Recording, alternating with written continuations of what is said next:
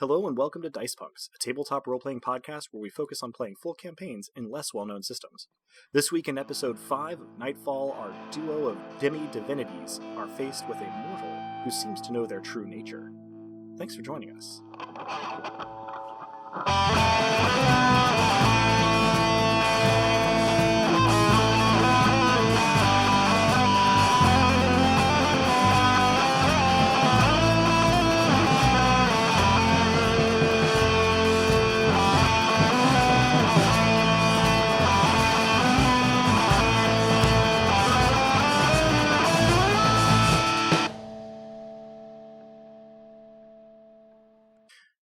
Welcome, I'm Adam, your friendly neighborhood game master, and joining me are... I am Drew. I play Dosk Tyr, Duke of Nothing, and erstwhile scion of the Tyr family.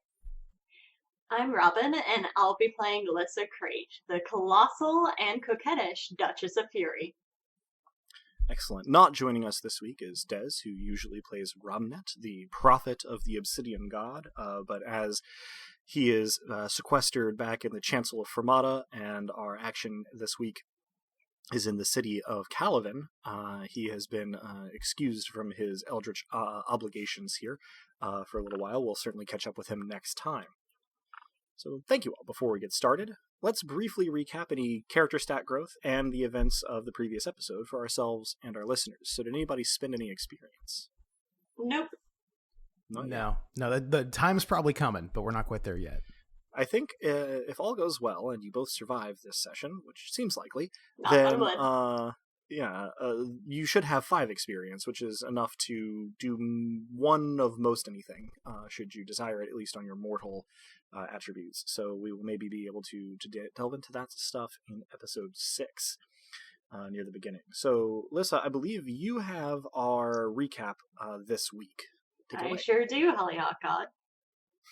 So we emerged from the Siamir Swamp and went over to the Sari River and realized that we wouldn't make it across without help or, a miracle. So we caught a ferry, captained by some real upstanding folk. Really, really cheery, talkative people. I enjoyed spending time with them. Dosk negotiated the price, but I made up for the difference with a tip. Calavan was busy preparing for the Festival of the Fall Fires. Great bonfires in an otherwise flammable city seems like a real solid choice. I felt a lot of fury, like enough rage to smelt metal from the harbor where the bonfires were being prepared. As for the rest of our time, well, I spent a lot of time studying the walls while Dosk did rich boy things. The walls seemed nice enough, though lumber isn't my specialty as much as wood is. Dosk met first with the princess, who was surly to his workers, and even more so upon learning of a missing shipment of silks, which conveniently belonged to the Tyr family, giving Dosk an in to step forward. This connection set us to the folks organizing the festivities, and promptly summoned more while staring and whistling. And Dosk managed to get the lighting of the pyres postponed, giving us more time to work with. We returned to the harbor and the mock shrines that we saw there. We encountered some sort of holy man and decided to make an offering to the shrine to see if we could learn more about the meaning of the festival and why the massive pyres were so close to the big guy's shrines. Dosk added a fancy flourish of a miracle to the offering, and, well, the next thing we know, the holy man declared to the lions of people paying tribute to the Obsidian god that the Obsidian god's prophet has arrived. And I'm pretty sure that's right where you left us, Hollyhock God. Yeah, I do like to leave you guys hanging sometimes. So yeah, we pick up right in this moment. The character I described last time as a posh hermit, so with it wearing a sort of loose-fitting, mono-colored robe without really anything in the way of dye, and a sort of cord belt, but all of it made of the finest materials, wearing a beard and sort of longer hair, but all of it sort of very oiled and scented. He has turned to the sort of people waiting to give their offerings as well as passersby and announced to them that the prophets of the Obsidian god are among us. and there is sort of just thunderous silence for a moment as people try to figure out what that would mean. And, ones and twos in small groups, they pivot to look at the two of you. So, now would be a good time to decide on your immediate, sort of posture and attitude as they, in groups of 1 to 4, all shift their attention to the two that this holy man is sort of casting his arms up over. I gasp and clap my hands dramatically to my cheeks and say, I have never met a prophet before, and then wink at Dosk. Because I've just handed this gentleman some coins, probably the assembled crowd, such as they are, cannot see me enjoy being recognized, nor can they see me blush quite deeply at Lissa's joke. And I'm probably speechless, if only for a moment. Okay. I feel like probably there's a role for Lissa here. I almost got away with it too. Wasn't for this pesky non-diceless system. Well, I mean, I guess that's the thing is that if we were doing this in pure nobilis, I would be able to just say that it works or doesn't work based on what I thought was most reasonable. But I do like the contingency of the dice. So why don't you roll me a charm plus lie, Lissa? That's going to be 3 dice for you. I'm not a very good liar. I know. Oh I got 3 1s! Hey, that's a success. So it's not like you immediately redirect, all of the attention, but people are. I'm just making sure one of these is not a 7 real fast. Yeah, they're all 3. Okay, we're good. Sorry, please no, continue. You're fine. Yeah, people are like a little confused. They're sort of like looking at you, looking over at Dosk, looking back at the, sort of hermit-looking guy. They are trying to figure out, if not you, then who the prophet is supposed to be. So eyes are kind of settling in either direction on Dosk and on this, sort of holy man. And anything in particular as this happens, Dosk? I think I gather my thoughts, and then I swing around and own it. Now, the key decision here, and this is brief table talk, and I know it has to be brief because in game time, this is only a moment, a fraction of a moment. But am I owning up to being a prophet, but not saying of what? I think perhaps I am. Well, you should know that the announcement that this posh hermit has made is that the prophets of the Obsidian god are among us. That is pretty specific. Yeah. At least to those who know. I think we don't have to share the domain element of it if you want to own it. No, that's a good point. Okay, so here's what I'm gonna do. I am going to turn around and I'm going to spread my arms wide and address the crowd, but not in words. I am going to assume, I suppose, my aspect, but they're not going to know what they're looking at, because the thing about Dosk's aspect is that you don't necessarily see nothing when he assumes it. You see the opposite of what you expect. You see the absence of what you think you're thinking about. So I guess I'm going to throw that at the assembled crowd. Boy, that's fun. So your invocation here is a simple miracle. Yeah, so it won't cost you any miracle points. And for the listener at home, this is Dosk has the gift Elemental, which means that you can take on the form of your domain. So he has the aspect of nothing here.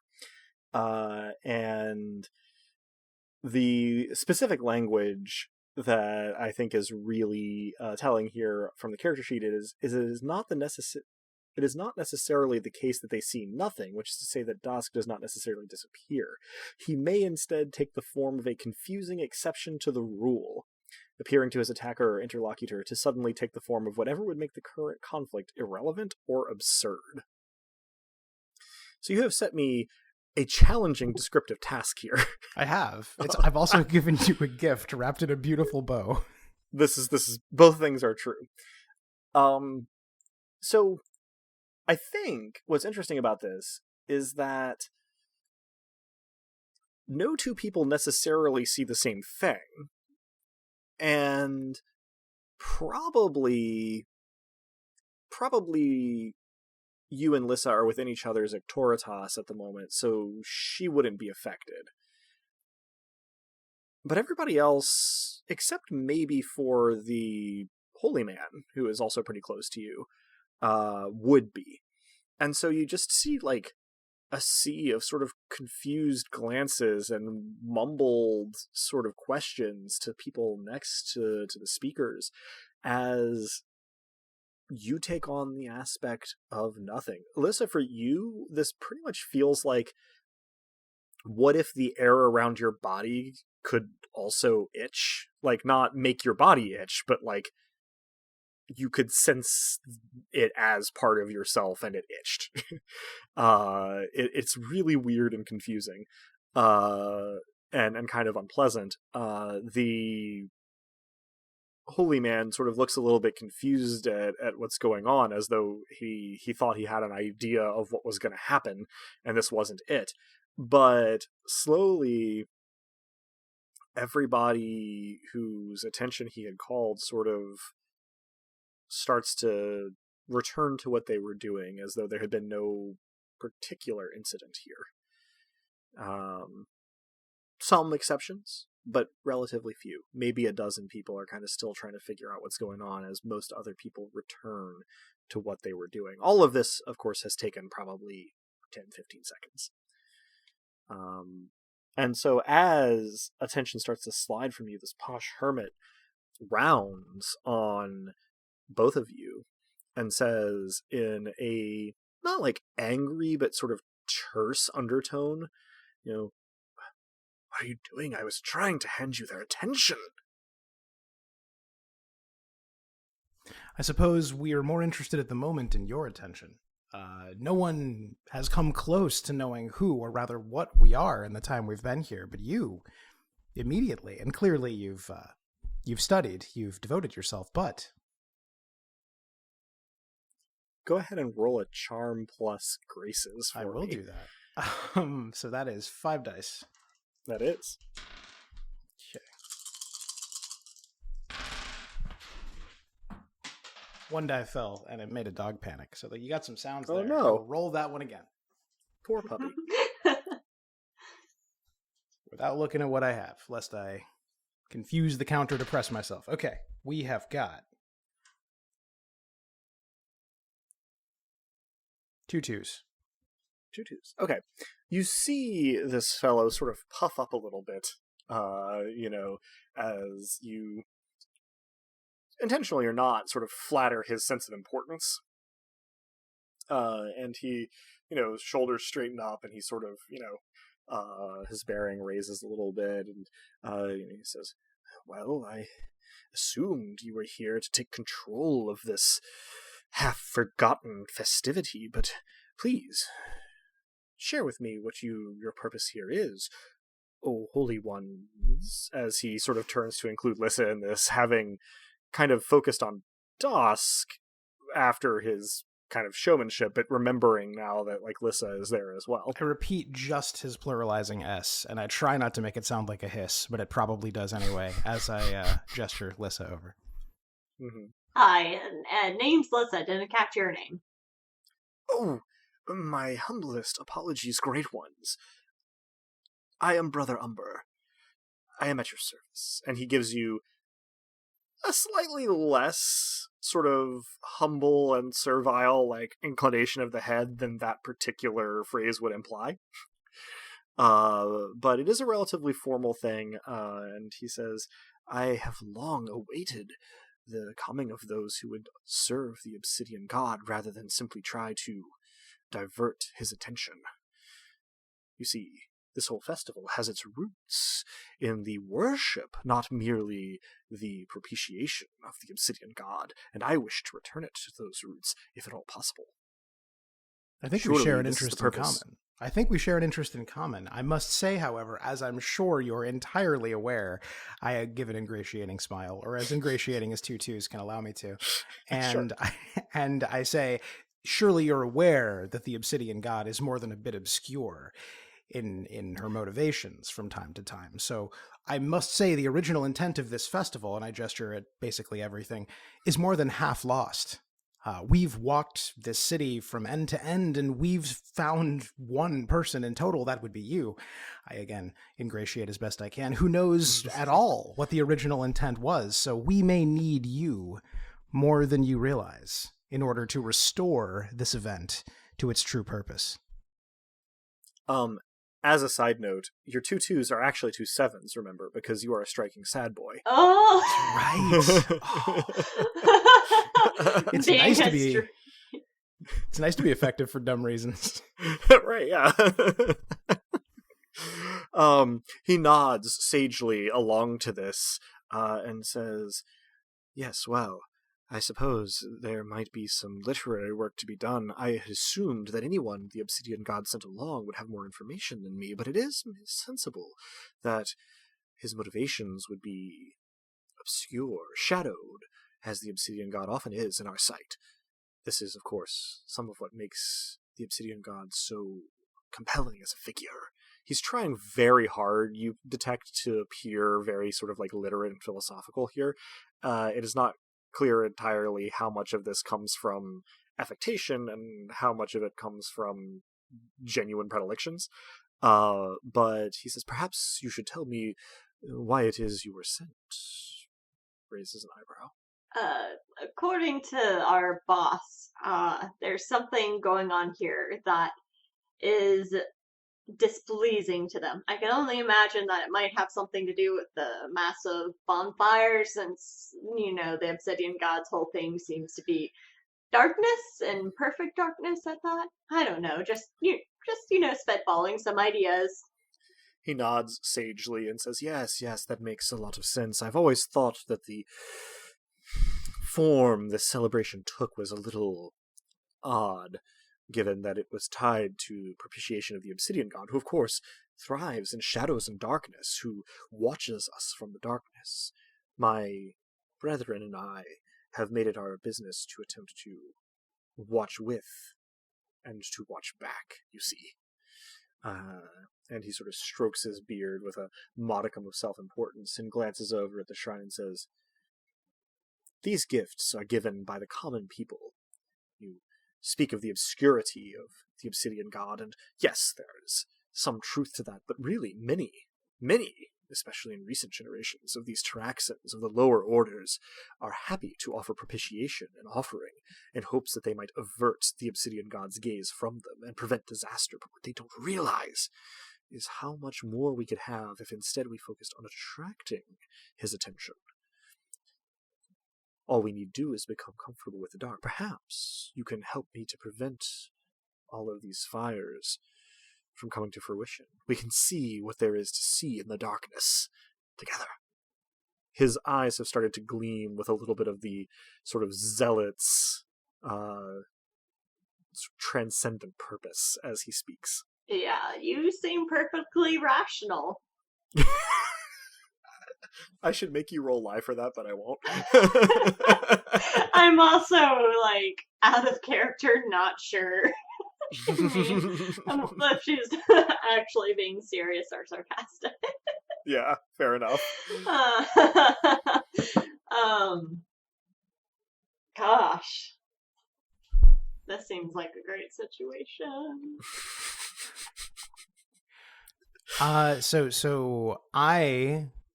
We need to humor this guy, at least a little. I lean in and I say, and the people, I gesture at the crowd that I've dispersed, I say, are they with us in this?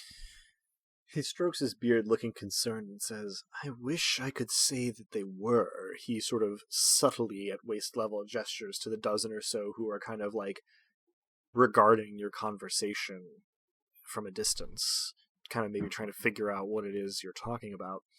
And he says, most of them simply fear the Obsidian God. It's rank superstition, but it, I think, is enough of a toll. If they had something specific to fear, perhaps we could rally them around. You seem powerful, the two of you. Perhaps we could put a little bit of the fear of God into them. And he smiles. And then he pauses and shrugs and says, but I am, of course, happy to help you in whatever task has been set to you by the Obsidian One. Yeah, just as a quick note of clarification, I'm less of a fear gal and more of cultivating a mutual respect situation, but I get where you're coming from, and I think we can meet somewhere in the middle. He nods slowly, says, I see. He seems to have a thought. Opens his mouth as though to ask a question, closes it, and then shakes his head and says, no, please, just tell me how I may be of service. I am happy to do what little I might in order to assist the servants of the Obsidian One. Well, what is the precise point between mutual respect and cosmic fear? I suppose love. We need you to implore the people to love, as well as fear, the Obsidian God. We need to return this ritual to one that does not merely propitiate, but embraces, attracts, strengthens, dare I say, the darkness. I mean, you say we have powers. We don't. The Obsidian God has all the power. We only have the charm, beaming smile. Can you help us to administer the ritual as it should be administered? If they think they're getting fire, and instead they're getting the deepest darkness once, perhaps that will light the opposite of a fire that can spread. He nods slowly and says, there is certainly sense in what you say. He looks at the bonfires, the two closest on either side. They're a fair ways off, honestly, and no one is close to them at this point. And I should say that at this point, the sun is beginning to dip toward the horizon, right? You guys have been, making your way through town, back and forth, across, talking, waiting, for quite some time, and we are nearing the end of the day. So your understanding is that these fires would be lit before the sun was all the way down. You have got a postponement for the bonfires along the coast. What you don't have anything for is all of the businesses and homes that have individual bonfires, torches, candles, lamps, braziers, etc., etc. And so he looks at the fires and he says, I have a theory, and it is only a guess, but I think that this observance was actually once two different observances. I mean, what sense does it make to light fires, if you are propitiating the Obsidian God? I mean, maybe to keep away his influence, it could make sense, if not actually work, but I absolutely chuckle at that, Barb, by the way. That's as though it's very droll. Yeah.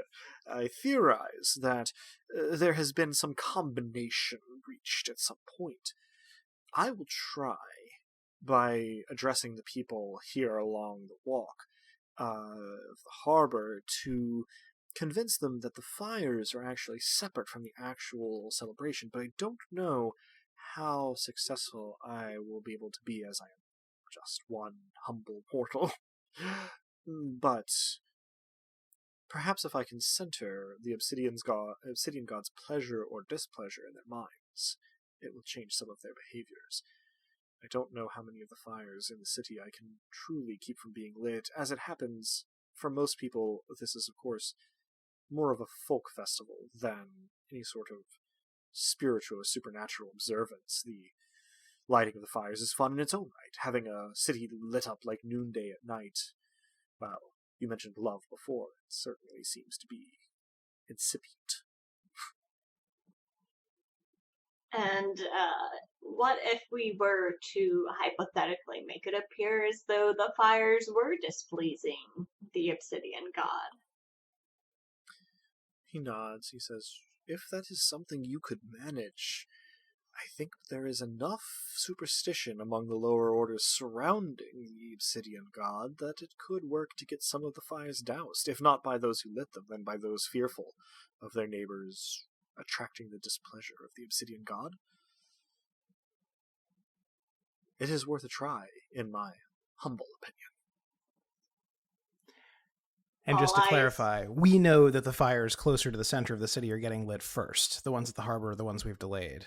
But this gentleman would have no way of knowing that. Correct. Therefore, I say, I sell it. I close my eyes a moment and raise my hands to either side of my head, and I say, the Obsidian God's revelations are few, but one has just appeared. The fires will not all be lit at once this year. Inside the city, those will come first. This gives us a chance to make a show of the Obsidian God's displeasure before the fulsomeness of the fires fearfully fly here.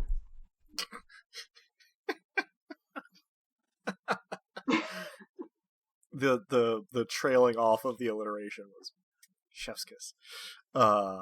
Wonderful. He nods, though, as though this was highest rhetoric, and says, yes, well, I shall get to work. I shall visit each of the shrines and tell people to spread the word. I'm sure a few will.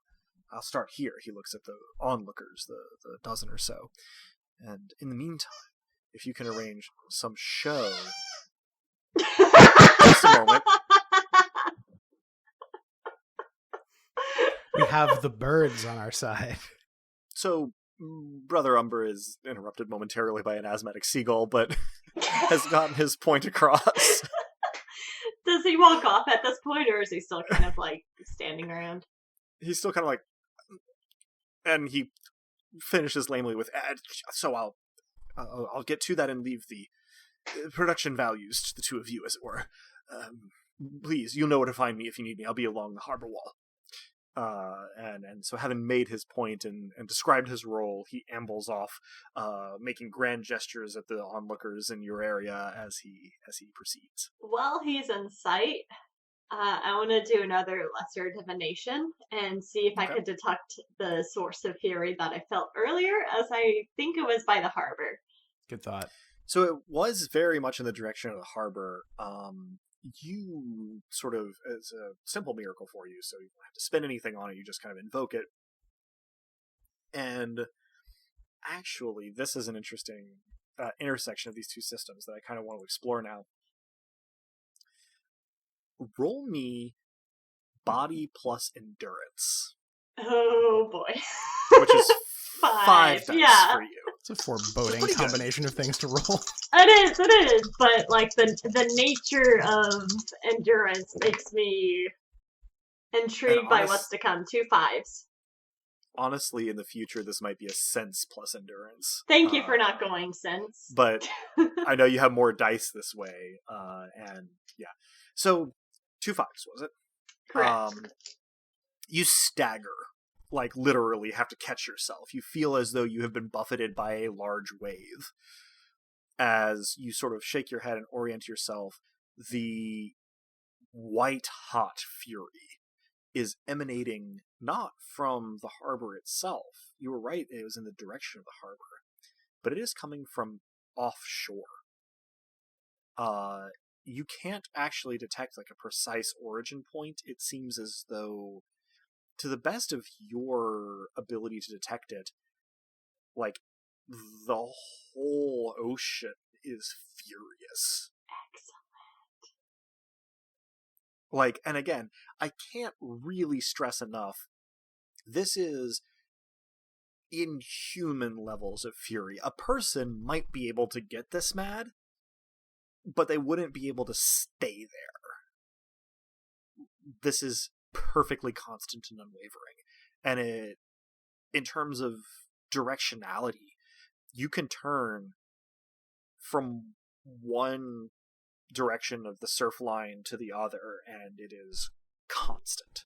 There is no, the middle of this, or the left side, or the right side is where it's emanating from. It is a consistent, not even like wave, but you are almost basking in it. You may not be aware of this, but Dusk, if you are looking at Lissa after her stagger, she has something approaching, I think, between a manic grin and a rictus on her face. I think, given what happened earlier, let's say I do see it, or unless you need me to roll perception or something, which I can absolutely do. But I say I do see it. Just make this a character. And I say, is someone very angry?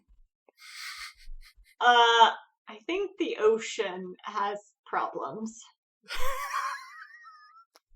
I look out toward the ocean as though I'm going to see what the problems might be. This doesn't last long, and I look back.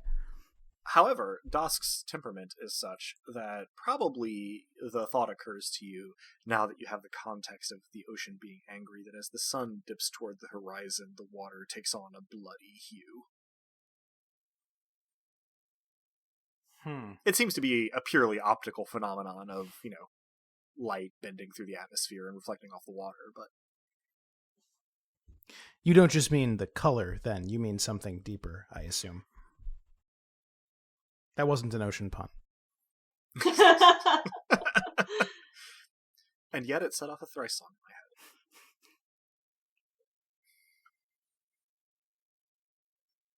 I believe that was addressed to you, Lissa. Oh, it was?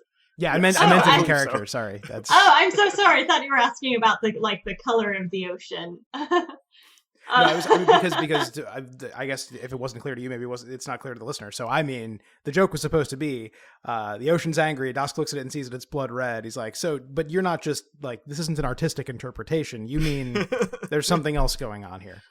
Yes, I can feel it. I've never. There's a lot of rage. I don't know exactly where it's coming from, but aside from it, I just gesture at the entire ocean and probably accidentally, nearly swipe someone with my arm in the process. Is it very foolish if I say that I didn't know water could be angry? No, because this is a recent discovery of mine as well, as it turns out. I am uncomfortable. I don't know why the ocean feels this way. It's so beautiful and lovely and appreciated clearly because of the harbor. Is there a way that I can commune with the ocean since it's angry? That's a pretty good question. Let me consult my little summary sheet here of miracle stuffs. I feel like you can probably use a major divination to investigate the fury that you feel emanating from the ocean. It wouldn't be the same as talking to the ocean directly, but the description here is ask your estate about something. So that would be a miracle point I would have to spend. Do we think it's worth it, Drew? I mean, knowing what the ocean is angry about does seem like pretty useful information, especially since we're about to perhaps stop a bunch of fires. Yes. Remind both me and the listener, I suppose, your supply of miracle points, because I'm real low on domain miracle points. I have 2, but I think you have more than I do. I have 6. Okay. Yes, but you can use 1 here, and that will bring you down to 5 domain miracle points currently, and you can ask your estate about something. Why is the ocean angry? So again, the answers from your domain, especially since it is fury and not like people or animals or something, is not come in words, but you do get the information. The ocean isn't angry.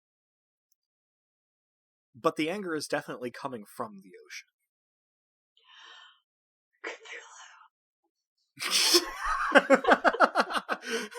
You caught me. This has secretly been Call of Cthulhu all along. You thought it was 2 systems. It's actually 3.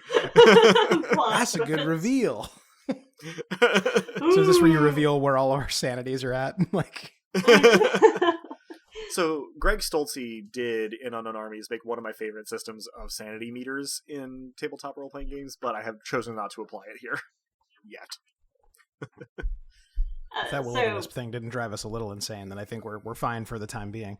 Okay, so you were saying something. I was going to say I relay the information to Dosk that it's not the ocean that's angry, it's something beneath the surface. In exactly the tone you just said, Cthulhu. Dosk in character says Leviathan.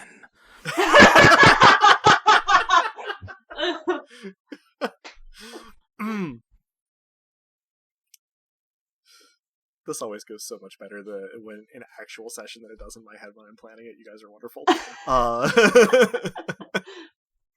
Does Lissa know that word? No. I just grin and nod at Dosk as though I understand exactly what he means. Should I roll perception to say whether I buy the bluff or not, and whether I explain? It may not matter. You can make a character decision. Sure. So could you hear the ancient water beast speaking? I just was able to identify that it wasn't the water itself that was angry, but something inside of the water. So I wasn't exactly having a conversation and telling it to pipe down or anything. It's probably for the best that this community doesn't have an enemy of the sea itself. But this does raise further and perhaps urgent questions, does it not? Yeah, I wonder if whatever's angry in the ocean is what the big guy or girl upstairs is downstairs. It's a little bit unclear. I have a lot of questions for Mott the next time we talk to them. Else stairs, we'll say for now. Yes, the big honcho else stairs might be more upset about whatever that is than whatever's going on in the city. And if there are two rituals in one, as our interlocutor said, then is the other set of rituals for that? Dusk, I know we just met, but could we handle something massive in the ocean? Well, we handled something pretty massive in a swamp. I mean, I guess there's lots of animals in the ocean and the water itself. You guys probably have less than an hour until the sun is fully down. This is something I didn't think of at all about my character. I don't know how strong a swimmer I actually am. I mean, we talked about it with Lissa a little bit. We were talking about getting across the river, but but the plan was for me to cling to her back like some sort of. I feel like Dosk has body 1, athletics 0. You're probably not an amazing swimmer. Yeah, I buy that. It is probable that you have some experience in shoreline swimming. It's not like you don't know what to do with your arms, but you probably aren't very good it's not instant death and it's not a phobia. It's just not a strength of his by any stretch of the imagination. You're not Raz from Psychonauts, right. Nor are you Altair from Assassin's Creed. Okay. But you probably are not a very strong swimmer. Okay. That probably just does go through my head as we're thinking. If it came to it, could we handle some sort of massive sea beastie? Probably. I don't know. I can't say I have a lot of experience with handling sea beasties. I have very little experience with most of what we've been up to lately, other than all of the lying previously. We'll put a pin in that and have a heart-to-heart about that later, Dosk. If the salt shoals are in view, I sneak a peek at them before we move on. They are sort of distant little lumpies on the horizon if you're facing the ocean from Calavan, you're right at about 110 degrees, where the shore sort of sweeps away to the north. You're right. This is not a topic. In the direction of the Fury. Oh, It's all in the direction of the Fury from where you're standing now. Okay. Well, you're right. That's a topic for a less urgent moment. What we need to do now is make sure that when the first fire is lit, the message received by those lighting it, and more importantly, those watching it being lit, is that this has displeased something more powerful than who or whatever they're trying to please. With this, actually, Alyssa, you are detecting, it's hard to see, quote unquote, see, with the white-hot fury emanating from the ocean, but behind you, back in the city, you are detecting smaller angers starting to pop up one by one. And should you turn and look, the homes and businesses have begun to light their fires. Too late for the first, then. We should probably... Yeah, can I... Oh, hold on.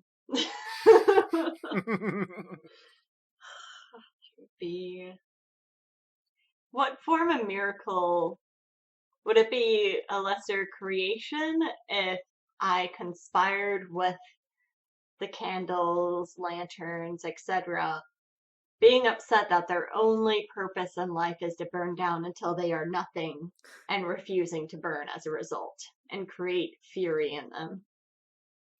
So here's the thing.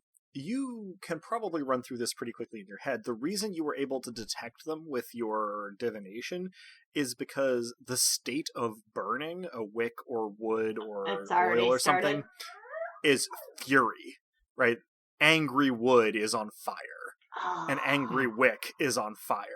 So you can interact with this directly, but if you wanted to take it away, that would be lesser destruction. Okay. To do it locally, a major destruction if you wanted to do it through the whole city. Alternatively, this is going to backfire potentially, but I'm just going to make everything really, really mad so that it burns so quickly as to not last long. Oh, that's fun. So that would be like a major creation at level 7. Okay. I'm trying to avoid using more points this session. You could make that happen locally with a lesser creation. So if we go up to one, you could make one or a few burn down quickly, right? Let's focus our attentions on like the major fires. Well, so there aren't really any at the moment, right? The biggest things you have at the moment are braziers being lit, and there are, judging by your divination sense, 24 throughout the city, mostly in the lower city, and kind of scattered about, with a new one being lit every minute and a half or so. So you could dash around and do a block at a time for free with lesser creations, causing them to flare up and burn down. That is an option. You could also put them out instantly in a similar, sort of block by block fashion with lesser destructions for 1 miracle point apiece. Major creations at level 7, which would be 3 miracle points for you, would be the whole city flares up and burns down very quickly. The whole city? Itself. The fires in the city, which may start some other fires, you don't know. Yes, that's the concern. But, damn, Lissa, where did you go? You can whoosh, and then everything kind of like is spent pretty quickly with level 7, or level 8 for 4 miracle points. You could do a major destruction and just negate the fury of all of these flames. And put them out instantly throughout the entire city. What was the point of the last one? The last one is a level 8 as a major destruction, so that would be 4 points for you. What do you think, Drew? Anything nothing could contribute to? I'm trying to think. Yeah, I mean, like with a knowledge of the fire pyramid, right? Like there's all sorts of stuff we could be. Yeah. But I. We could also start off the thing we discussed last time, table talk, when Adam was dealing with some things. And I do like that idea very much. These are for the most part, the fires being lit by shops. Are these like in windows, or all of these sort of outdoor fires? They're all out either on what would count as like the sidewalk or in the street itself. Yeah. So if I were to really make this guy angry and rile up a thunderstorm. Okay. Yeah, we're talking here like a major creation. Mm-hmm. All right. Yeah, I could see you pulling together a thunderstorm. Basically, what you would be doing is angrying up the blood of the cloud tutelary spirits, above you for sort of the city plus a little bit. This you could whip up a nice storm very quickly. I think that's actually really clever. Yeah. All right. So I may go in that direction. And go ahead and spend 3 points there. I think it's worthwhile, Drew. Oh, I think so. Okay, yeah. So 3 points to basically whip up a thunderstorm out of nowhere. Now, chances are good, and you know this going into it. This is going to be torrential rain, high winds, lots of thunder and lightning. Perfect. Excellent. So go ahead and spend those 3 miracle points, and tell me, what does Lissa actually do invoking this major creation miracle? And this is a level 7 out of 9 miracle. Oh, so I could have fun with it. Could I go? Up to you. Could I go full storm on this and briefly I am going to say that you tell me what you think should happen here, and if I require alterations to it, I will give them after the fact. Most things are going to be okay. What does lightning do to a toad?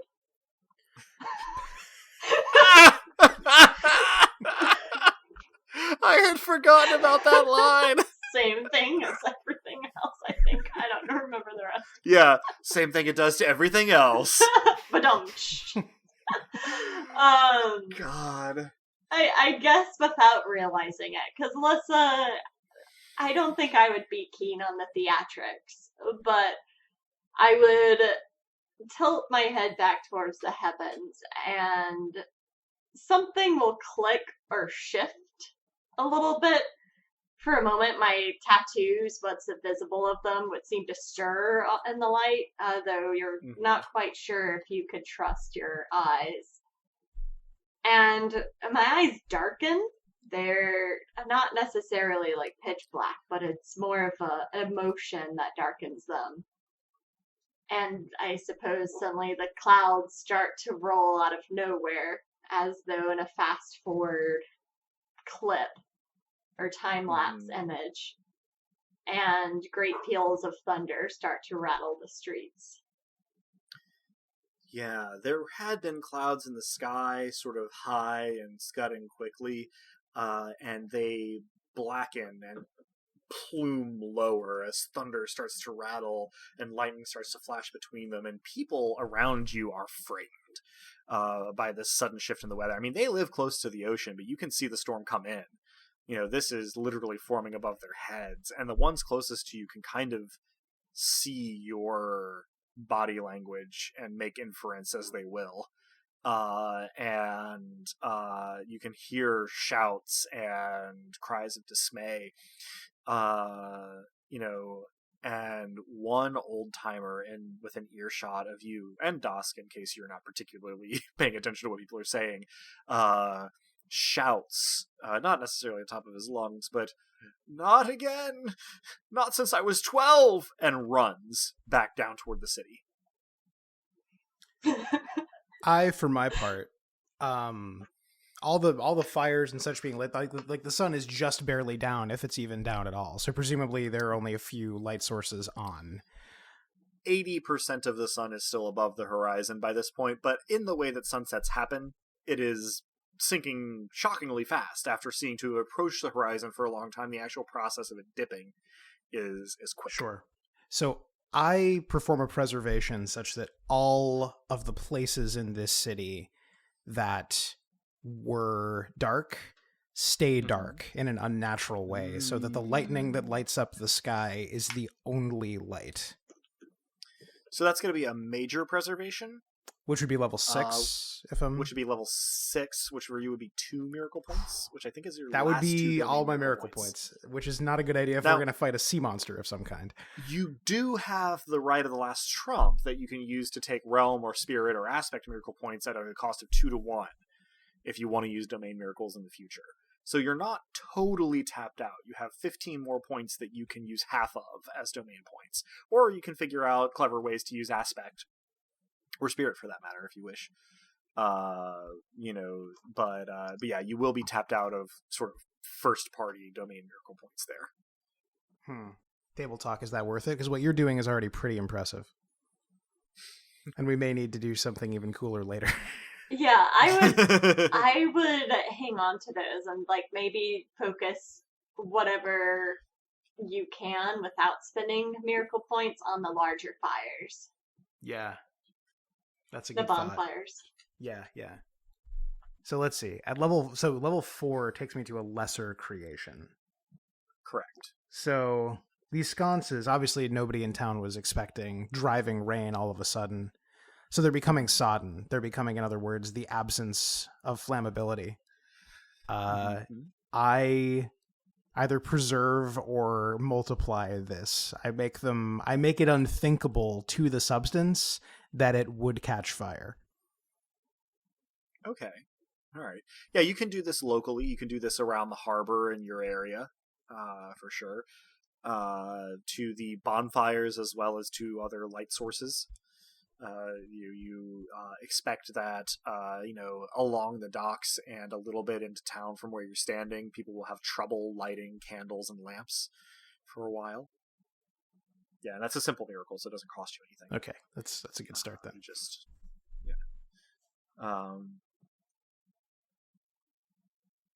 There are sounds of alarmed activity from throughout the city as people scurry to try and react to this sudden storm. By this time, I mean, only a few seconds have passed since we started taking these actions. Lissa, you are sort of like collecting yourself again after your exertion of miracle points. I mean, I think that was counting as like a deep miracle. Here, so pretty big stuff.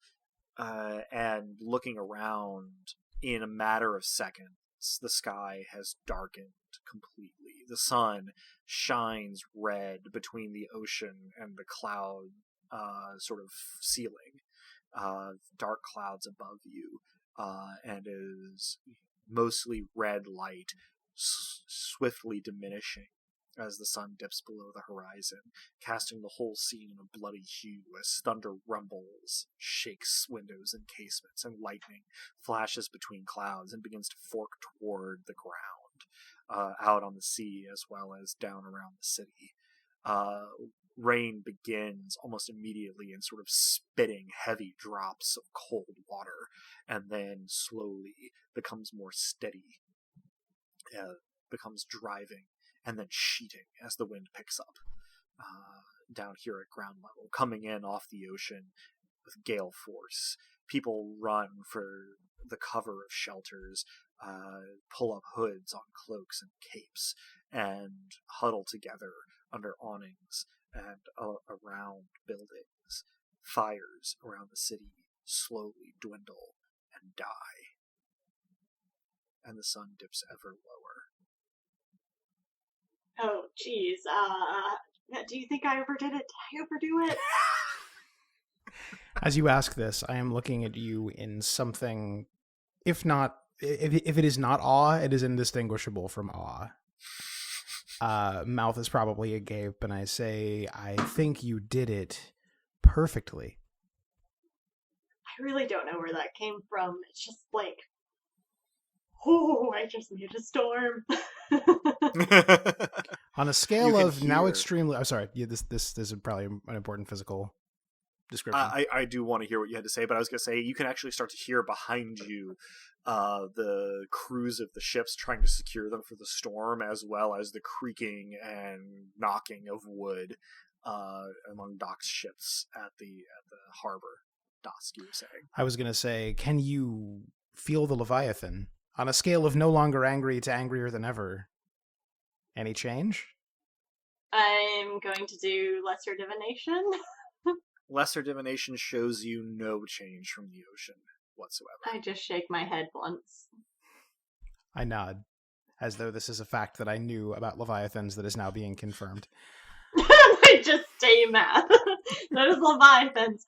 They really hold a grudge. I have this headcanon now that Dosk is like what those like Bigfoot people, like the people are like, it's getting really squatchy out here. Like he's that, but about ocean leviathans. Yeah, no, he's a total like cryptid otaku specifically for okay.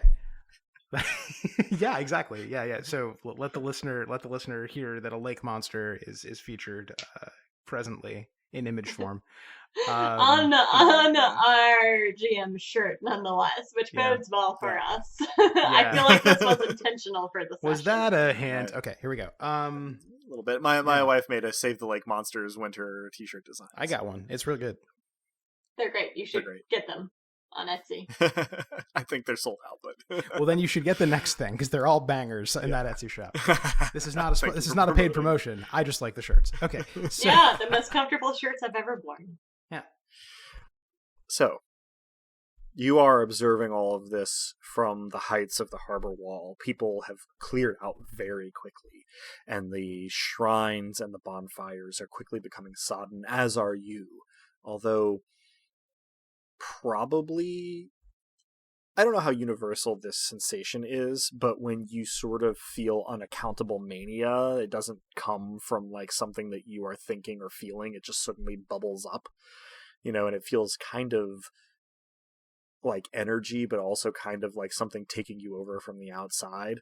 The sudden darkness and the wildness of this storm, it sort of seems to affect you. Almost as though manic energy is being pumped into you from the outside, both of you. It's hard not to laugh.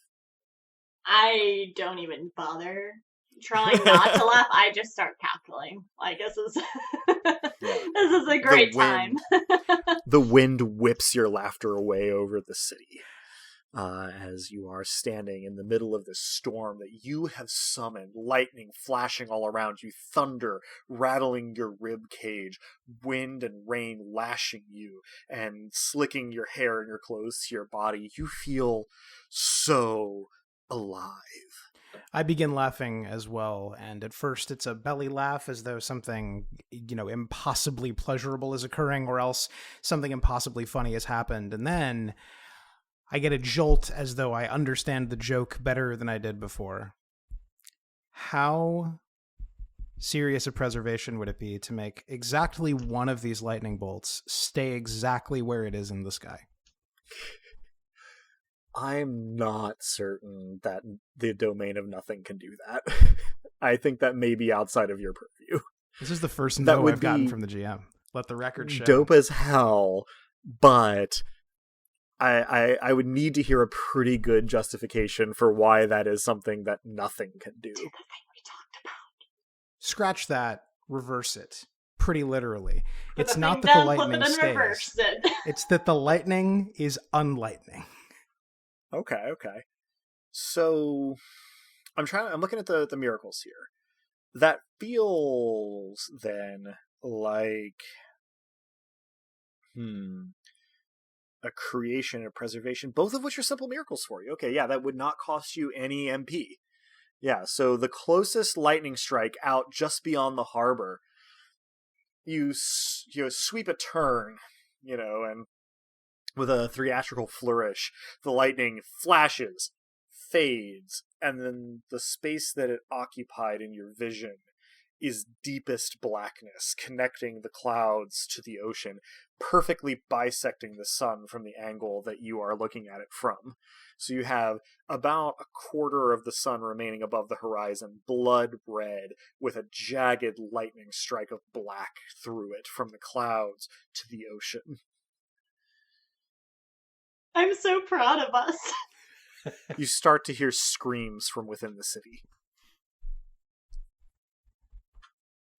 I'm less proud of us. I'm still laughing, especially as I look upon my works. But as I begin to hear the screams, the laughter dies down, and I turn to Lissa and I say, "We may have gone a bit too far toward terror." I'm starting to get that sense too, and I try to make my face into something less than a manic grin.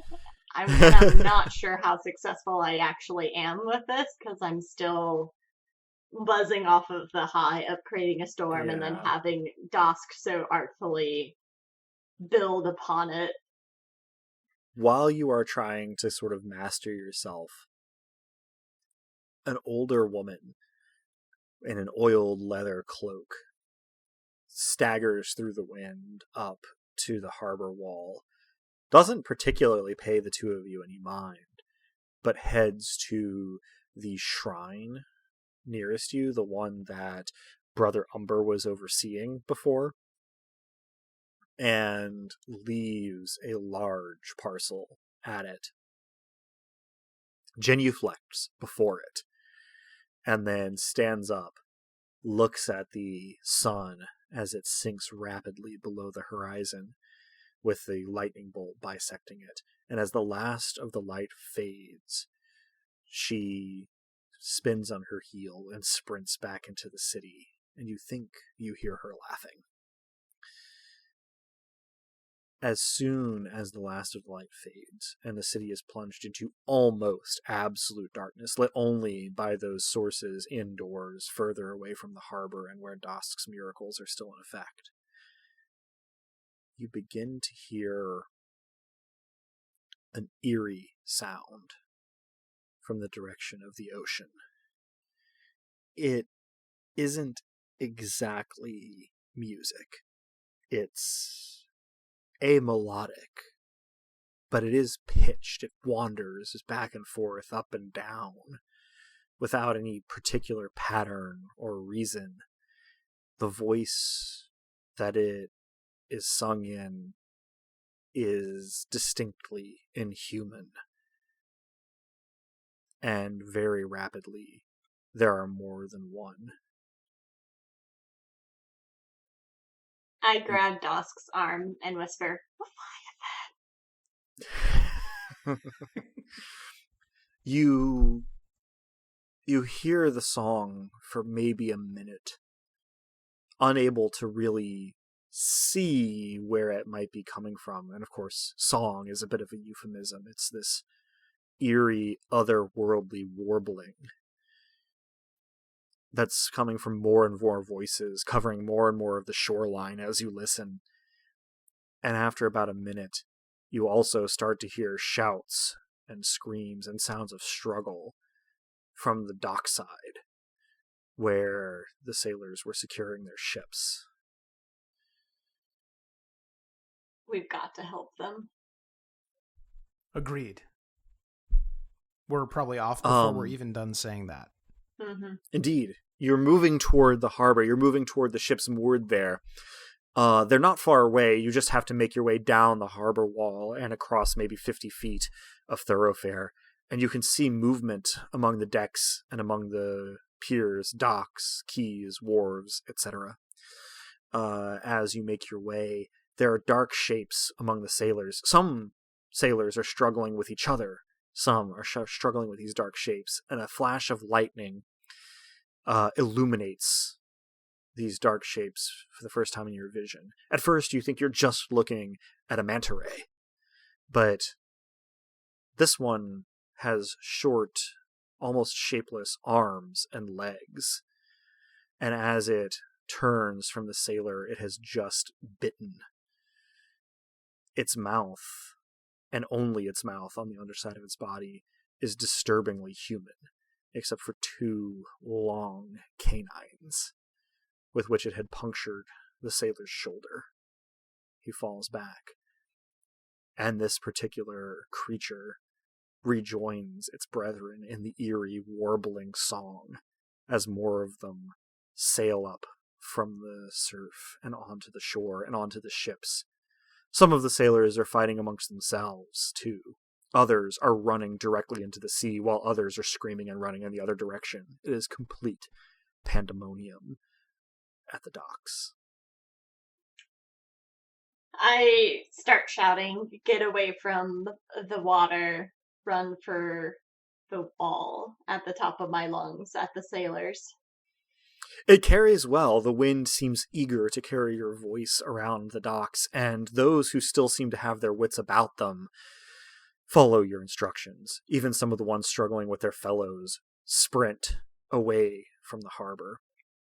But you can see very quickly that the sailors fighting amongst themselves were trying to subdue some of their fellows, whose eyes have rolled back in their heads, whose mouths loll open, and who simply strike out at anything nearest to them, animate or otherwise.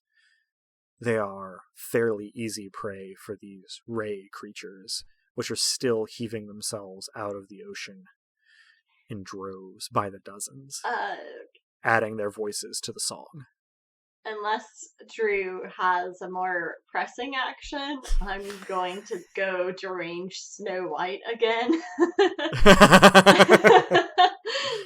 And what is going to be more, for the record, what's more pressing than deranged Snow White? I see nothing. It seems like because they're climbing out of the water, it would create a useful bottleneck if, we had sharks and other things helping us out. So I guess in this case, deranged Aqua Woman would be more on brand. Fair enough. So for you, that was a lesser creation. Mm-hmm. Yeah. So in the vicinity of you along the docks here, the waters start to splash and churn as everything from sharks down to minnows starts to set upon whatever is nearest to it. And the song, this weird atonal warbling that is coming from these creatures, starts to have a note of anger and panic in it. But again, they all sing in sort of a choral unity, as though they all know what's coming next, even though there isn't any discernible rhyme or reason to it. And the voices themselves are these reedy, more animal than human sounds, but they don't sound like they could come from the rays that you hear them from. They sound more like bird song, or maybe animal calls from mammals. And there's this note of urgency and of alarm in them. And more of the sailors, even the ones who are running, their eyes roll back in their heads and they start setting about destroying whatever is around them. All of the ones who were running towards the shore are now in the water and lost to your sight. The ones who are running away, mostly gone. The ones who remain, all are just laying about them however they may. How much of a miracle would it be to silence this song in the ears of the sailors who seem to be in danger from hearing it? It doesn't have to actually not exist or actually produce sound, so long as we're not feeling a prickle at the back of our heads that's going to make us go deranged momentarily. It simply needs to not exist as far as they're concerned. Yeah, you are feeling nothing from this song, but it's clear that it's affecting the other people around you. I think that's going to be a lesser creation of nothing in order to do it in your vicinity, or a major creation of nothing to do it broadly throughout the city. If we're close enough to the docks that we can try it on some of the people who are currently affected, then the lesser sounds fine, and then we'll spend the miracle point if that saves a bunch of lives. But okay, so you sort of focus for a moment and immediately see that within about 50 feet radius of you, this effect seems to die down among the sailors. One guy who you saw just throwing barrels overboard and sort of roaring at the top of his lungs kind of shakes himself and looks around and sort of seems panicked, and then looks up at the harbor wall and starts running. He's quickly pursued by one of these ray creatures, singing its eerie song, but he's no longer a sitting duck for it. It seems to be working, at least in your vicinity. Good. Okay. This is good. Is the ray creature within Mambele range? You could get within Mambele range of a ray creature pretty quickly. Okay. But by this time, you can see dozens. Okay. There are probably hundreds up and down the harbor by this point. If everywhere has the numbers that your immediate environs have, there are probably hundreds. Okay. So I convey to Lissa what I just did, that the song seems to be driving the sailors to madness, and that I seem to be able to stop them from hearing it. But it's going to take a lot more of whatever it is we've been using to make that effect universal, and I even then don't know how long it will last. So we have to do something else meanwhile, because I probably don't know yet that you're definitely doing something else. I'm not definitely doing something else. Other than making the creatures of the deep turn. Oh yeah, that's true. That's true. Yeah. That's a valid thing. But that's just more like being like, hey guys, these things shouldn't be here. Aren't you kind of upset about that? And they're like, yeah, I'm kind of upset about that. And then they eat them. Well, and for what it's worth, they are not focusing their ire solely on these ray creatures. Oh, they no. are just tearing at anything that moves. Did you say that some people fell into the water? Yes. Some of them ran headlong into the water. I feel horrible. I'm also going to tick off the ocean and be like, you should be really mad about all these random things that are flying into the water. You should just put them back on the shore. If they're not already coming out of the water.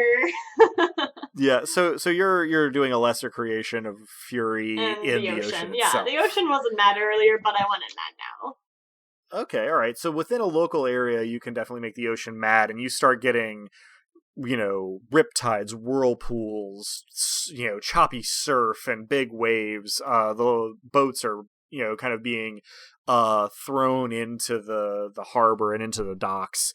And you feel yourself getting a little high on all of this fury around you. Like it's a start.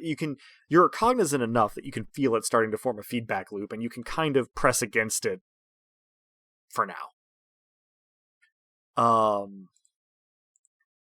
In this local area, most of the people are gone now. They are either fled into the city, or they have fled into the surf, or they have died. The manta creatures seem to be more or less indifferent to your presence. They are loping, or in some cases gliding through the air towards the city.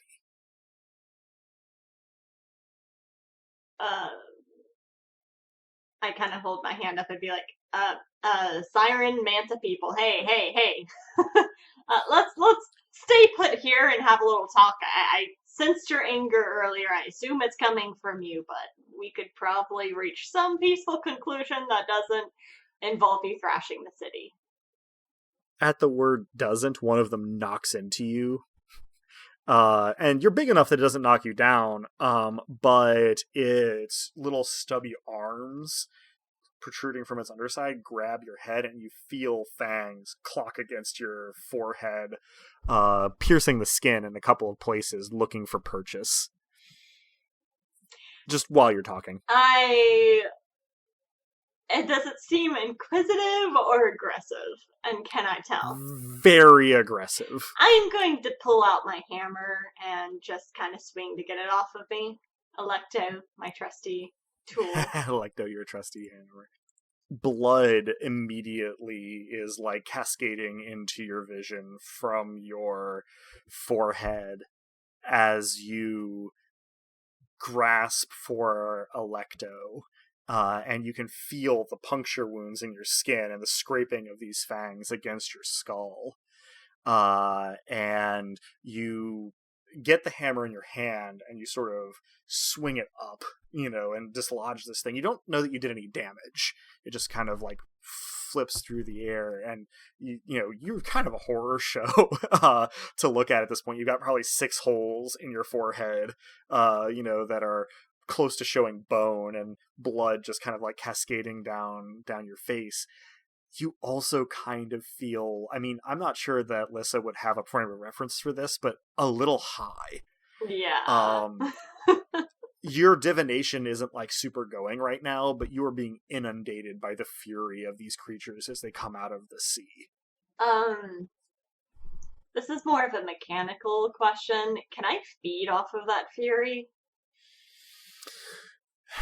Not in a mechanical recovering miracle points sense, but if you open yourself to it, it will absolutely energize you on a subjective level, and you can feel it tugging at you. Honestly, the currents and eddies of fury around you are something you have to stand against at the moment. I recognize that sensation and resist it as hard as it is. Fair enough. Dosk, are you taking any particular action as Lissa hammers this ray siren away? I mean, my first instinct is to try to cut the thing in half, but that's a very temporary solution when there are hundreds more. So with the one she's knocked away, where is it? Is it currently in midair as we're sort of slow motion talking? Probably, it has flopped onto its back on the ground and is attempting to right itself, which is a not amazingly slow, but certainly very clumsy and cumbersome action. Okay, so I draw my weapon, but I also stand over it, and I use my aspect miracle. I become whatever it would no longer be angry at. Interesting. As far as it's concerned. We haven't actually established whether I know what anyone sees when I do this, and I'm assuming I don't. I was assuming not. Yeah, I was assuming not. I just want what I'm after is its reaction. As you are standing over it, it sort of rights itself, and sort of pushes so manta rays, right? Their faces are on the bottom of their body, and so it pushes itself up to look towards you, and sort of cocks its whole body using its arms, and then simply lopes along the ground on these weirdly human looking stubby arms and legs with that gray sort of smooth rough manta flesh on them between your legs and up in the direction of the harbor wall. Some of the ones that are gliding have surmounted the harbor wall by this point. We need to cut them off. Urgently. There's something that makes them less mad, I can now tell you. The unfortunate news is I can't tell you what. But this is at something. This is not simply nature taking its course. There is a grudge here. There's a specificity. I can feel it, but I can't tell you where it's directed. It's just, I don't want to focus too much on it. I'm sure you understand. I do, more deeply than perhaps anyone else could. Are you all right? Are you ready for whatever this is? We just need to stop them. We can't let them get to the people. You're right. We'll think about it later. I should also probably ask, I imagine the holes in my head are some kind of damage. That's actually a good point. Since I didn't roll an attack, I didn't give you any damage, but let's just take one shock damage to your head. Okay. To represent, that you're bleeding from it.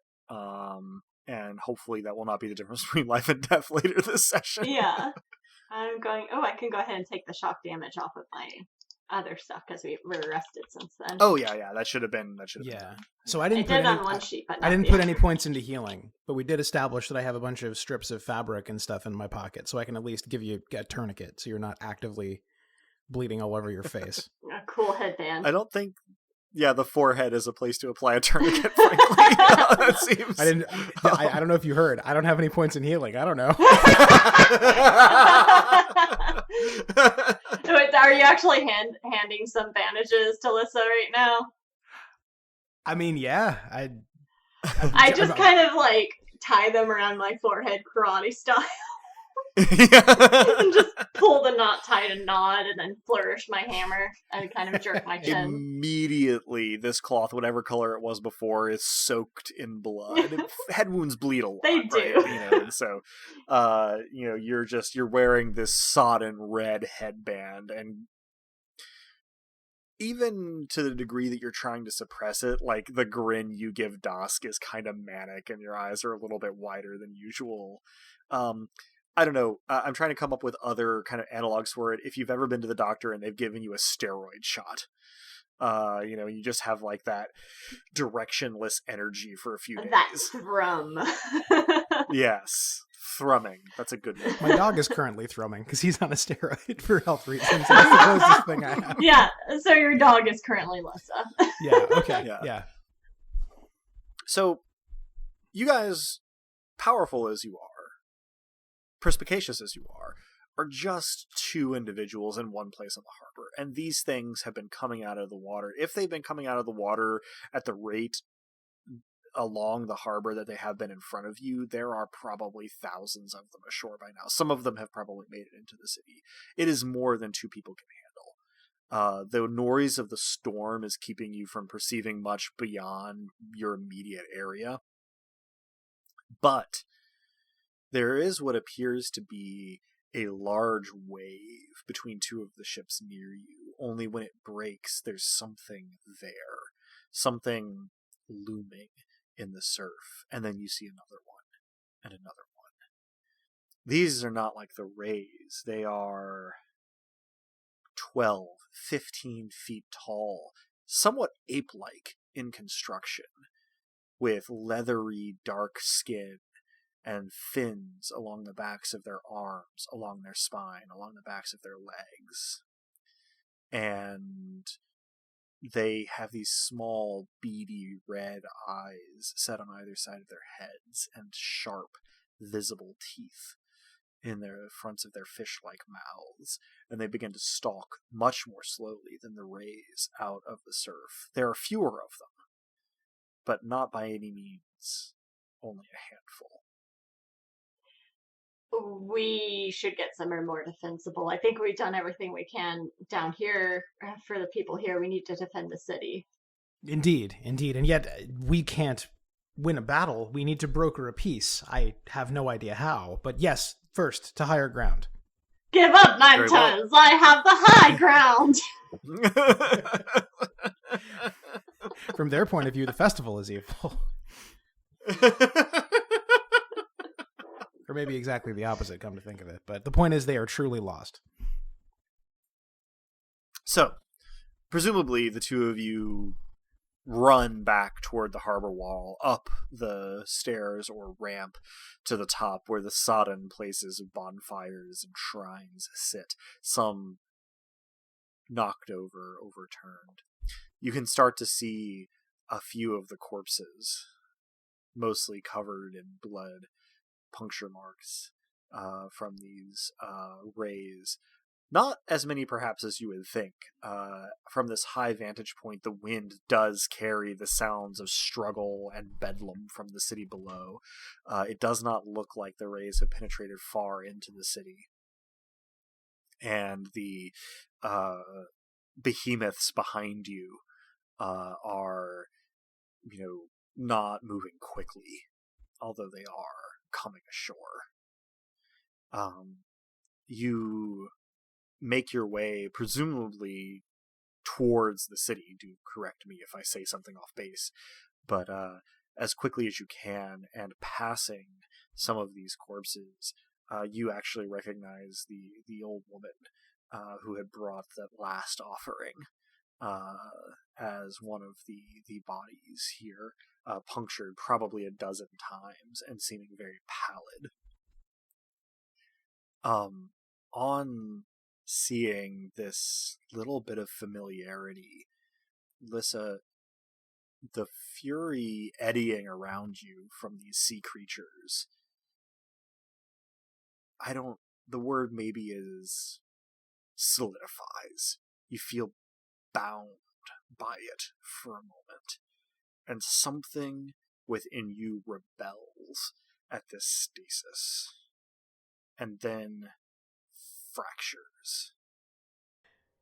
The wind that seemed so keen on carrying my voice now carries an entirely different sound. A rattling hiss that seems to come from everywhere and nowhere. A vibration that thrums in your ribs.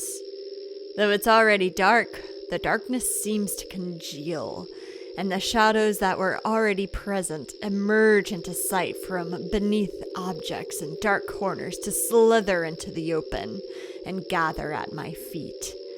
I notice that my snake tattoo is moving. It's coiling and constricting and squeezing, and I claw ineffectually at it. Of course it's just a tattoo, My fingers find no purchase except on my own flesh. I open my mouth to cry for help or scream. Even I don't know. But this is the moment that the gathering shadows have been waiting for. They surge into my mouth and eyes and nose and ears until the upper half of my face is consumed by writhing coils of black. That accursed tattoo at last bursts from my skin, becoming innumerable cords of dark that erupt outwards, tumbling, writhing, and seeking. I scream. The sound distorts in my throat until the scream is no longer my own. Lissa fades. Something monstrous remains.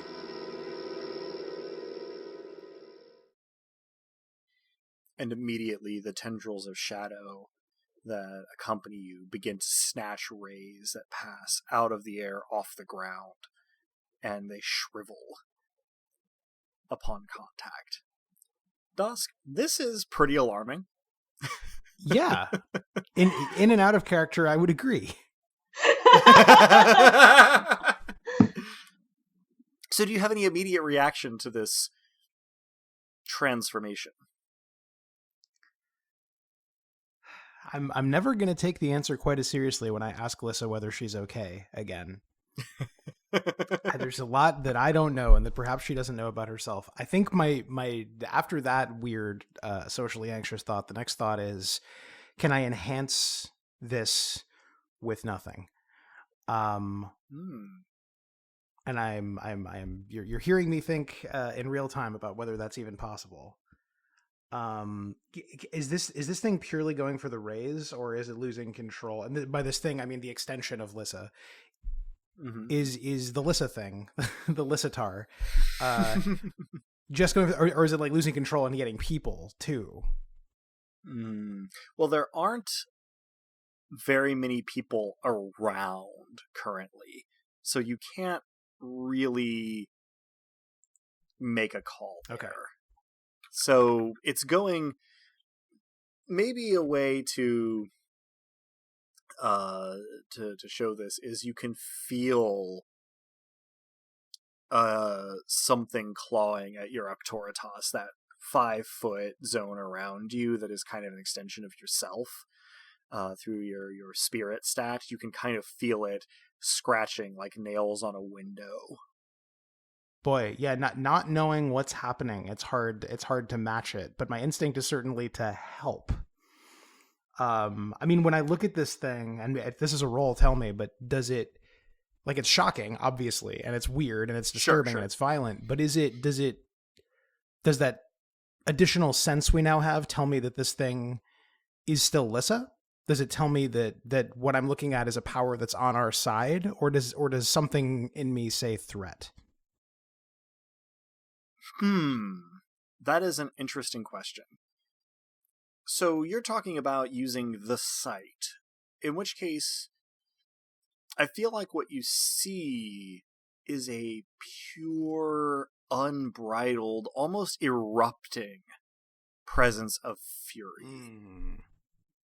I hesitate to say too much, because I feel like a lot of this is up to Robin as Lissa's player, but to the degree that the site shows you something, you are sort of maybe witnessing Lissa as a conduit for her estate. That's a good description.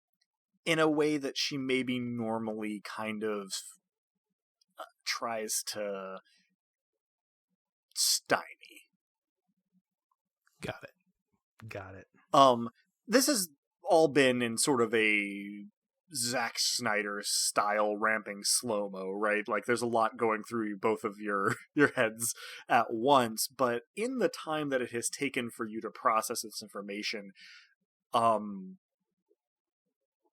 this Lissa thing has probably mulched about 7 of these rays within, call it like a 15-foot radius. And she doesn't seem satisfied.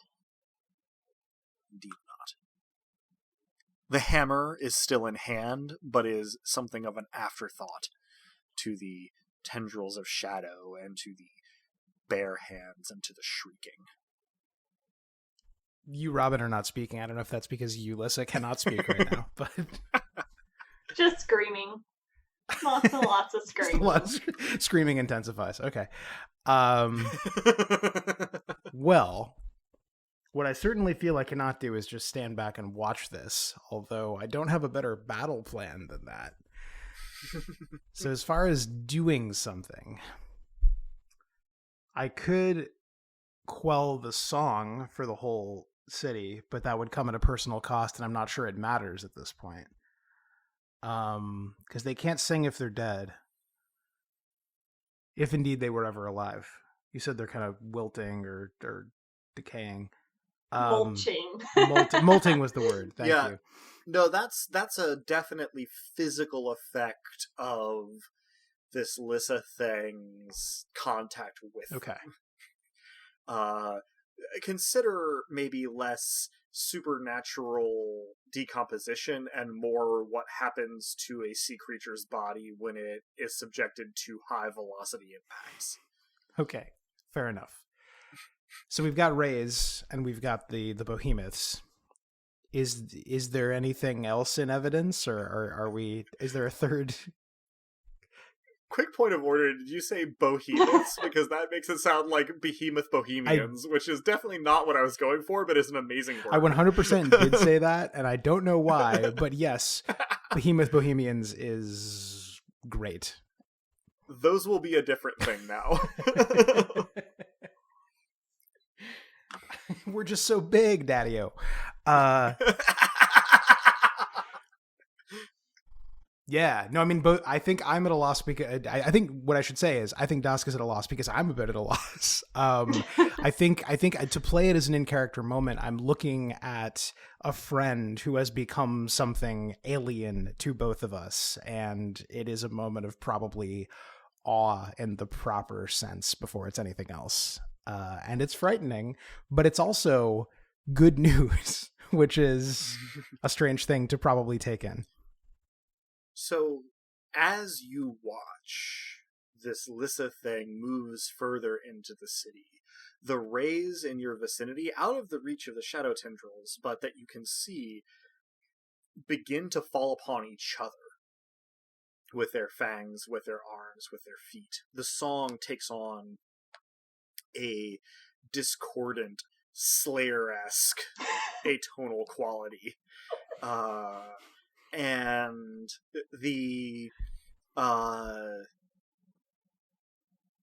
influence seems to be spreading and moving into the city, where some of the screams take on a different quality, no longer of fear, but of fury. You presumably follow, admittedly maybe at a distance, that scratching quality. If you can picture an urban legend or a horror movie where there are scratching sounds at a window, that follows you as long as you are within probably 50 to 60 feet of the Lissa thing. This abrasive feeling at the edge of your Arctoritas. And as it moves in toward the city, the sound takes on the quality of shrieking fury rather than a quavering fear. And by the time you arrive at the first quasi-lit street, you can see people rushing out of their shops and out of their homes with whatever it was they could call to hand, bludgeoning the rays, bludgeoning each other, bludgeoning inanimate objects in a seemingly furious but also maybe ecstatic frenzy. In one case, you see a child, 8-9 years old, using bare fingers to gouge at a grown woman's flesh. She's already dead, but chunks are being stripped out. In another case, a butcher in his apron is wielding his cleaver against the corpse of one of the ray things, flinging small giblets about left and right. It is, to coin a phrase, a horror show. Anything that comes close enough to the Lissa thing to be contacted by one of its tendrils immediately gets slammed into the nearest person or object at velocities that utterly destroy it. The ray sirens, people, corpses, barrels. It's almost like accompanying a tornado. The shrieking has not stopped.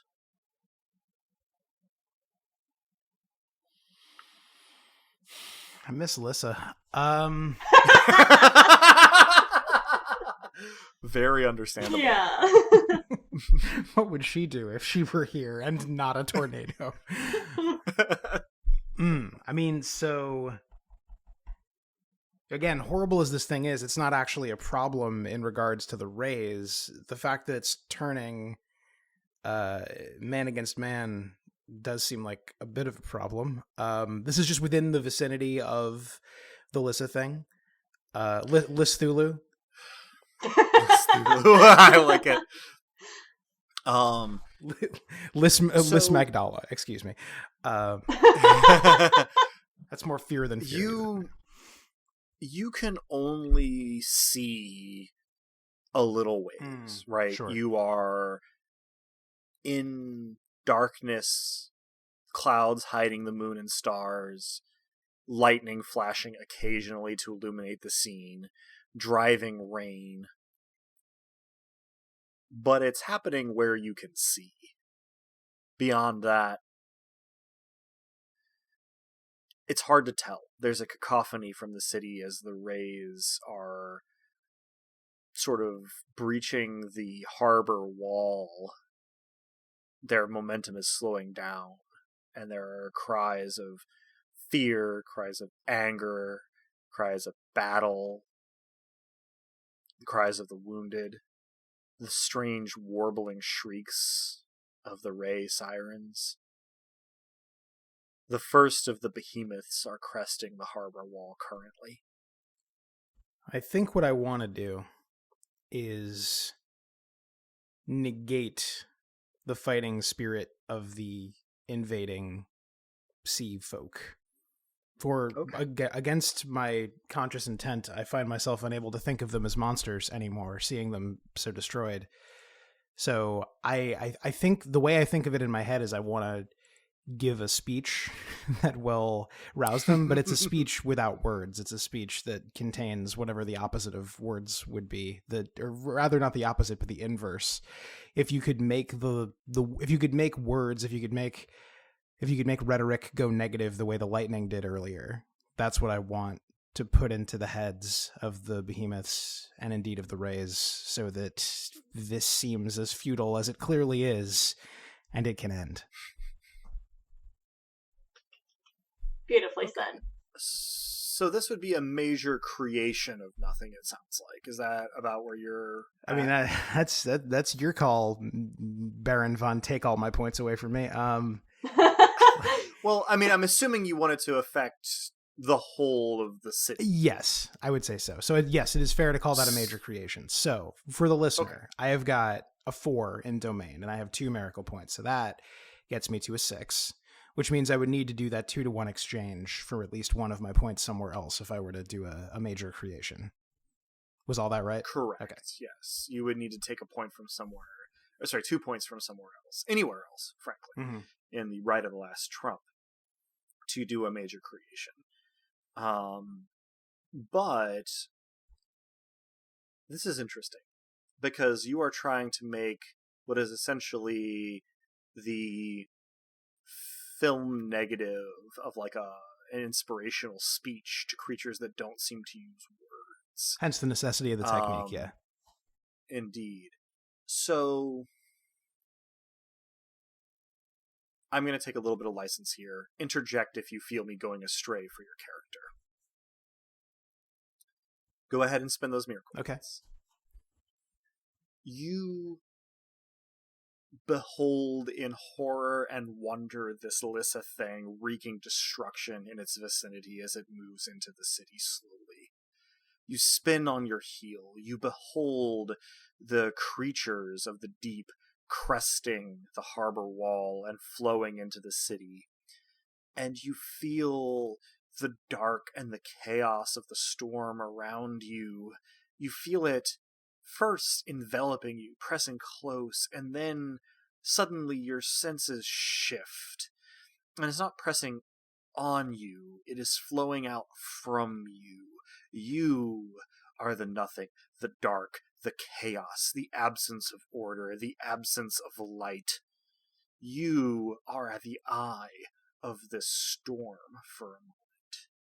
And in that moment, you open your mouth, and sound doesn't come out. For modern listeners, you know how noise-canceling headphones have an algorithm where they basically listen to the sound around you with a microphone and then produce its inverse to keep you from hearing it? That is what tears its way from your lungs and throat as you... The sensation is alike unto shrieking into the wind. Like you were some sort of gothic novel protagonist. But there isn't sound. Instead, it deadens the song of these ray-like sirens, and it sort of warbles along in the inverse of the howling of the wind. It spreads out further than the sound should travel. You feel yourself the epicenter of the inverse of an earthquake. Reality itself seems in your eye to ripple and waver, and maybe even to fade, as you cancel out that which has been motivating this attack. And over the course of maybe 5 seconds, all of the sea creatures that you can perceive, and by extension, you can sort of feel the behemoths, the sirens, still throughout the city where they've overtaken the harbor wall and gone a couple blocks in. They just stop for a moment, listening and considering. And you can imagine it's something like glossolalia, where words that don't mean anything but nevertheless make sense tumble from your lips without you willing them. And everything suddenly is quiet and still, despite the fact that the storm howls on around you, and this Lissa thing moves into the city, causing pandemonium and chaos as it goes. You can hear it behind you, even if you can't see it. Sounds of rage, sounds of violence, the wet thunk of bludgeons and of sharpened instruments being used. Getting somewhat fainter. You feel yourself to be the eye of the storm, and you don't know that you ever want it to stop. You're not sure how long it lasts. But when the miracle subsides, the behemoths and rays seem confused. They don't advance further into the city. They don't turn on each other. They don't start puncturing and licking the corpses for their blood. They just mill about in confusion for a moment.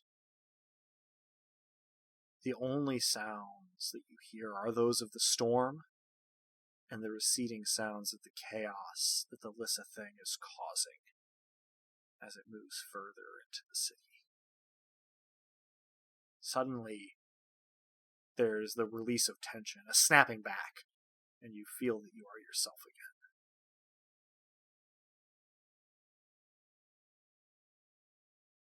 again. It's a letdown and a come down and also a relief, I would think. All at once. when you say the sounds of the Lissa thing are receding, is that just simply because it is farther from me, or is now that there's less fury? Okay, gotcha. Not the fury, not subsiding, just receding. I do feel that you just kind of took out a large source of fury, so that may attract the Lissa thing back. Oh, an interesting thought.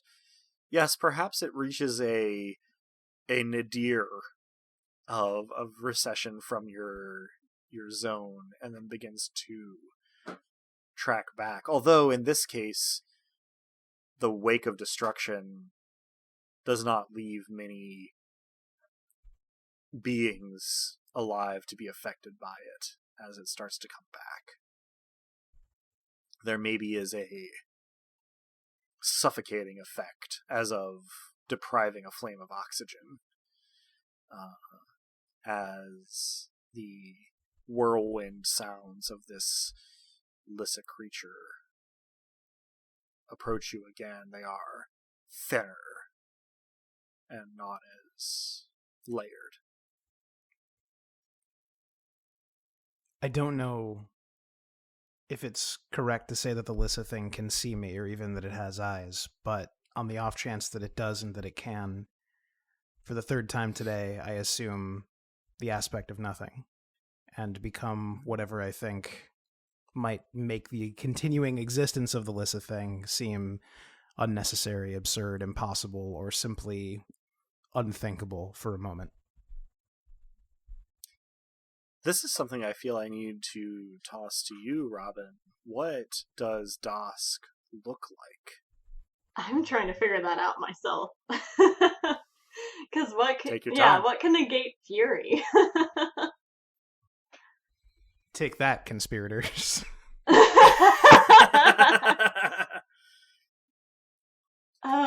So I'm going to think through this out loud, and you may want to put a marker down. Please do. So the thing that attracted the Lissa thing back in this direction was the sudden absence of that well of fury. So whatever might endlessly be unaffected by emotion, I think would be the aspect taken on by Dosk.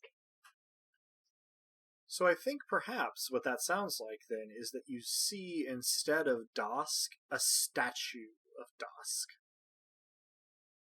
Impassive, thoughtful, not expressing very much, but nevertheless sort of proudly displayed and blocking your path. I don't know that, but I do know how you react Correct. to it. Yes, you don't know that. The scream that has seemed to be nonstop from the maw of this thing falters. And for the briefest moment, the shadows part and you think you can see through them and see familiar eyes beyond them. So I implore those eyes, but how do I do that? I'm trying to think if this is a role, right? I mean, these probably could be words rather than strange anti-words, but the goal is to snap Lissa out of it. So I'm looking at my character sheet and I'm thinking what that might be. It's sure as hell not knowledge, because how do I know what I'm looking at? And Leviathan facts will not be helpful in this situation, unfortunately. I'm thinking that it's gotta be a charm or a command. Yeah. Go for charm. I would go for charm. That's what Lissa would want me to do.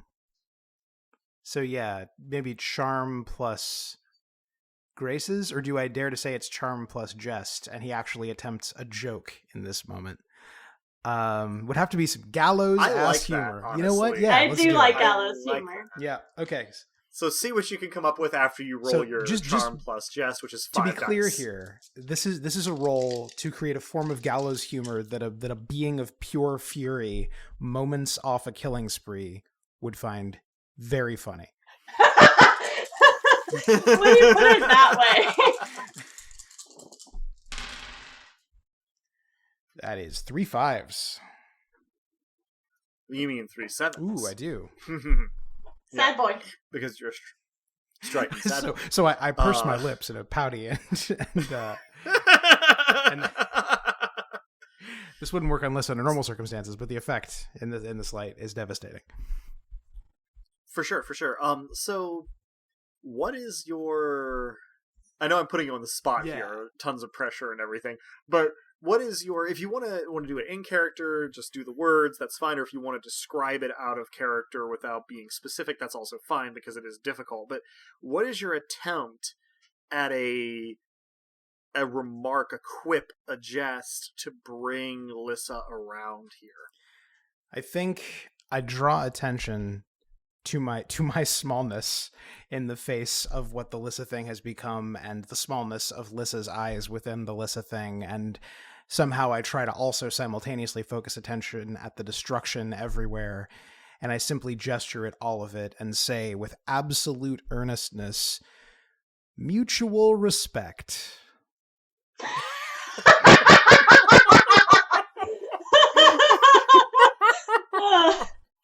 Oh goodness, that definitely works. The shadows suddenly fall away from the figure as water crusting against a wall might tumble to the ground, and Lissa doubles over, not with laughter, but with exhaustion and something else entirely. She's on all fours, she's looking down, but the shadows return to normal, and her tattoo stills. At that moment, from the direction of the behemoths and the sirens, you hear an odd-sounding voice. It's like somebody speaking while gargling a glass of water. Relatively high-pitched and a little bit playful. I am not going to try to make that sound because it would be awful to listen to. But it says, "That's a first." Turning to look up on the harbor wall, looking down at you, you can see what is very clearly the animated drowned corpse of a 6 or 7-year-old girl dressed in tatters. You can also sense very clearly the Arctoritas surrounding her. This is one of the Nobilis. And that's where we'll end our session. Whew. You may each have 1 mortal XP for this session. I think I get some bonuses, right? Because I have fulfilled my craving, my duty, and also unleashed the gift. That is true. I had forgotten to factor in those things. Yes, you have at least 2 bonus. So yeah, let's call it 3 total for you.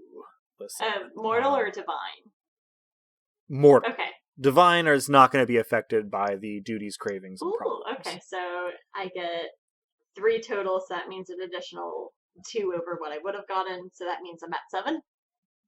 You are at 7, yes. Perfect. Indeed. This is an interesting question, because my craving is just that we haven't actually talked about this. Dask is I'm just gonna read it. Dask is curious beyond any reference to prudence or to the practical use of the knowledge in question or to anything resembling good sense. He has a difficult time leaving any question unanswered. So I'm just kind of low-key doing this all the time. So do I get experience when I do it in an especially dangerous or strange situation? So I'm fudging this a little bit. Generally, in the rain rules, if you are pursuing your craving, you can get a bonus die on your roll. Got it. Okay. Problems cause additional XP. Understood. But my ruling here is going to be that in addition to getting bonus dies on rolls when you are pursuing your craving, if your craving causes particular trouble for you, bonus experience is available. Gotcha. Okay. Because I've also been engaging with my problem while in town, since it's the whole estranged family thing. That is true. I hadn't really considered that because I hadn't looked back at this part of your character sheet in a little while. I'm going to say that if it comes back to bite you in the ass... Okay, yeah. Rather, because so far it's mostly helped you. Yeah. Okay, when it comes back to bite you in the ass, eventually, when I can work it in, then it will absolutely give you bonus session XP, although it will probably be up to you to remind me of that fact, as this is sometimes a little difficult to keep in mind as I am playing. Also, though, both of you do feel free to remind me that you can get bonus dice for duty and craving pursuit. When rolls are called for. In this case, of course, Lissa, you did not have rolls while you were doing this. But... transcended rolls and so much else. Yeah.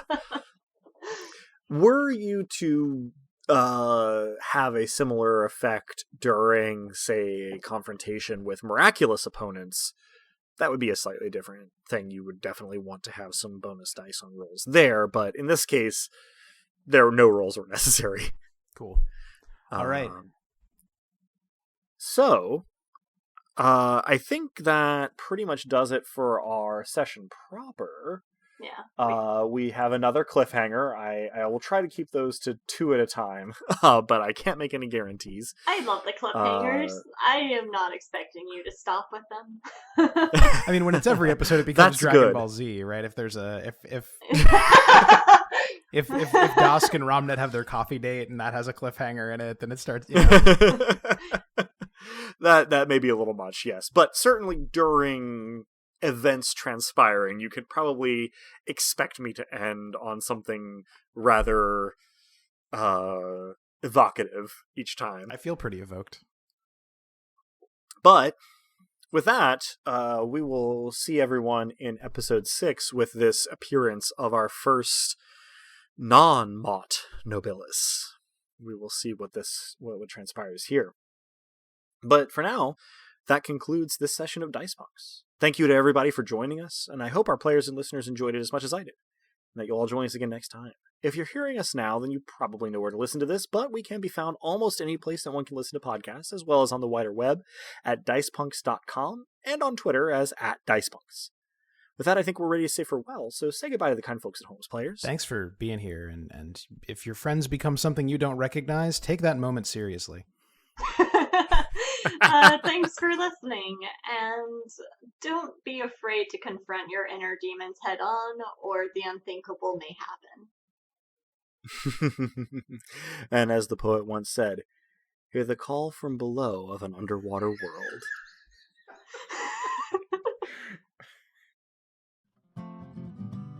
Thank you, dear listeners, for tuning in, and stick around through the admin stuff. There's a bad ad with me, Adam, waiting for you at the end of it. The songs in this episode, theme of the Dice Punks and its acoustic version, were written and recorded by the Duke of Nothing himself, Drew. Cover art is by Joanne, who will be behind the scenes for the time being, but played Rue the Gremlin in our Psionics one-shot. Site design and graphics for dicepunks.com are by Robin, the player behind the irrepressible Lissa, the Duchess of Fury. Rain and the one-roll engine it runs on were created by Greg Stolze, whose work can be found in a frankly astonishing number of cool places, but I'll point you toward gregstolze.com. Nobilis was created by Jenna Caterin Moran and can be found alongside much of her other really intriguing work both in and outside of tabletop role-playing at afarandsunlessland.wordpress.com. Links to both systems and authors can be found on the Punk Grimoire section of our website, dicepunks.com. Thanks so much for listening. If you liked what you heard, well, that's reward enough on its own, really, but if you're so inclined, you can help us out by rating and reviewing us wherever you listen to us, telling your friends who you think would like us to give us a listen, and even by heading over to our Patreon at patreon.com/dicepunks. We have fun rewards available to backers, including a patron-only Discord, and access to the Dice Peaks after show for episodes 1 and following. Regardless, we hope you'll tune in again, and until then, remember, subtlety is for cowards.